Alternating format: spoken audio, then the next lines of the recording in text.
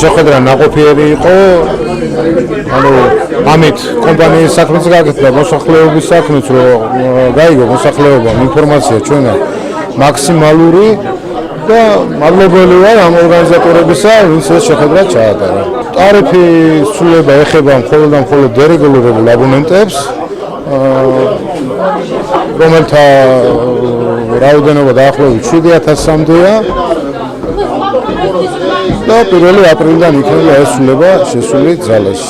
სუფრებას ვერ დავადანაშაულებ ამაში ვერც მოსახლეობას, უბრალოდ ეს ეკონომიაა და ბიზნესი ითხოვს ამას. შეხვედრა ვისოლ ჯგუფის წარმომადგენლებთან, რომლებიც ოპერირებენ თელავში, ისინი ახდენენ გაზის მიწოდებას და გაზიფიცირებას ქალაქში და მთლიანად რაიონში. როგორც იცით, მათი ასე ვთქვათ, გადაწყვეტილებით, მათ უნდათ რომ გაზარდონ ტარიფი 1 მარტიდან, აპრილიდან, რაც ჩვენ ვფიქრობთ და მიგვაჩნია, რომ გარკვეულწილად რაღაც დისკრიმინაციულ მდგომარეობაში აყენებს ხალხს, ამიტომ დღეს დავჯექით კომპანიის წარმომადგენლებთან ერთად. აღნიშნული შეხვედრა ორგანიზებული იყო თელავი ჩემი ქალაქია არასამთავრობო ორგანიზაციის მიერ.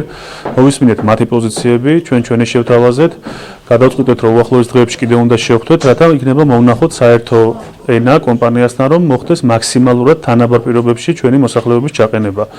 ჩვენთვის, რა თქმა უნდა, ქალაქის მერიისთვის მიუღებელი არის ის, რომ ერთი ადამიანი იხდიდეს 58 თეთრს, ხოლო მისი მეზობელი გვერდითვე სახლში იხდიდეს 59 თეთრს. ამ საკითხთან დაკავშირებით ენერგოომბუდსმენის აპარატი მუშაობს აქტიურად. რა შეიძლება, რა სამართლებრივი მოქმედებები შეიძლება გატარდეს იმის მიხედვით, თუ საშუალებას გვაძლევს ეხანდელი კანონმდებლობა, რათა არ მოხდეს მოსახლეობის დისკრიმინაციულ მდგომარეობაში ჩაყენება. კომპანია მოქმედებს ამ შემთხვევაში სამართლებრივად, მას აძლევს 2008 წლის მიღებული ბრძანება ამის საშუალებას.